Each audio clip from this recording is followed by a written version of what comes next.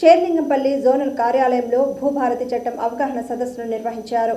భూ సమస్యల పరిష్కారం కోసం కాంగ్రెస్ ప్రభుత్వం భూభారతి చట్టాన్ని తీసుకొచ్చిందని, ఈ చట్టంతో భూ సమస్యలను డివిజన్, మండల స్థాయిలోనే పరిష్కరించుకోవచ్చని పీఏసీ చైర్మన్ గాంధీ తెలిపారు. ఈ సందర్భంగా ఆయన మాట్లాడారు.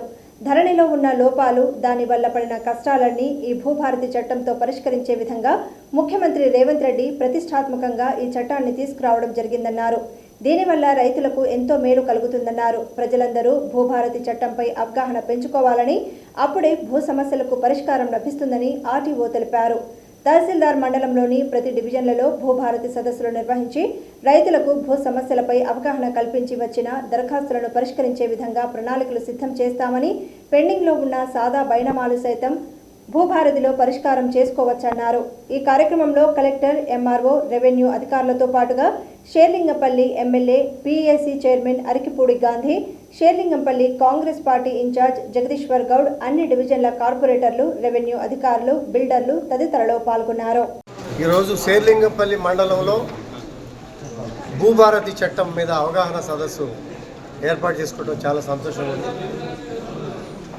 మా సహచర కార్పొరేటర్స్, ప్రజాప్రతినిధులు, బిల్డర్సు, రైతులు, గతంలో ధరణి మూలంగా ఇబ్బంది పడినటువంటి మిత్రులు అందరూ కూడా అటెండ్ కావడం జరిగింది. మేము మాట్లాడటం, అధికారులు మాట్లాడటమే కాకుండా వారి అభిప్రాయాలన్నింటినీ కూడా చెప్పారు. ముఖ్యమంత్రి గారు ప్రత్యేకంగా 29 రాష్ట్రాల్లో ఇండియాలో ఒక గొప్ప భూభారతి చట్టం కావాలి, మనదే మెరుగ్గా ఉండాలనే ఉద్దేశంతో అన్ని రాష్ట్రాలకి అధికారులను పంపి ఆ చట్టాలను కూడా పూర్తి స్థాయిలో చదివి అక్కడ ఉన్నటువంటి లోపాలను కూడా తెలుసుకొని మరి మెరుగైన భూభారతి చట్టం తీసుకురావడం అనేది జరిగింది. అయినప్పటికీ కూడా ఇవాళతో కటాఫ్ కాదు. ప్రజల మనోభావాలు తెలుసుకోండి, ప్రజల ఇబ్బందులు తెలుసుకోండి, రైతుల ఇబ్బందులు తెలుసుకోండి. ఎవరు ఏ కోణంలో ఇబ్బంది పడుతున్నారు, దాన్ని రెక్టిఫై చేయడం ఎలా, వాళ్ళు ప్రశాంతంగా జీవనం సాగించడం ఎలా అనే ఉద్దేశంతో ఈరోజు మండల స్థాయిలో మీటింగులు జరుగుతూ ఉన్నాయి. ముఖ్యమంత్రి గారి దగ్గర నుంచి, రెవెన్యూ మినిస్టర్ గారి దగ్గర నుంచి అందరు మంత్రులు, శాసనసభ్యులు కూడా అటెండ్ అవుతూ ఉన్నారు. రేపు 2వ తారీఖు నుంచి గ్రామ సభలు కూడా జరుగుతూ ఉన్నాయి.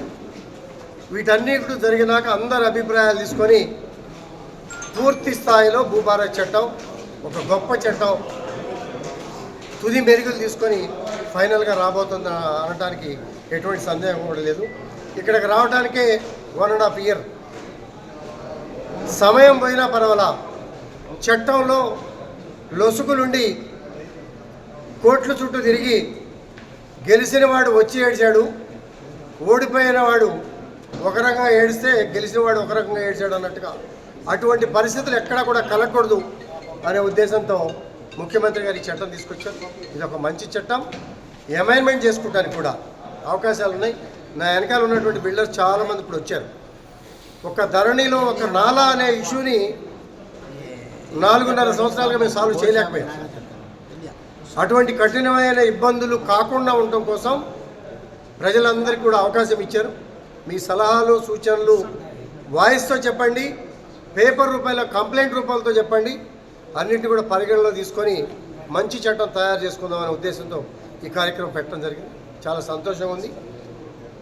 ప్రత్యేకంగా ఈ చట్టం తయారు చేయడానికి కష్టపడి ఒక రూపురేఖలు తీసుకొచ్చి కేబినెట్ సబ్ కమిటీలు కావచ్చు, రెవెన్యూ అధికారుల కమిటీలు కావచ్చు, అలాగే ముఖ్యమంత్రి గారి కేబినెట్ కావచ్చు, ప్రత్యేకంగా ధన్యవాదాలు తెలియజేసుకుంటూ సెలవు తీసుకుంటాం.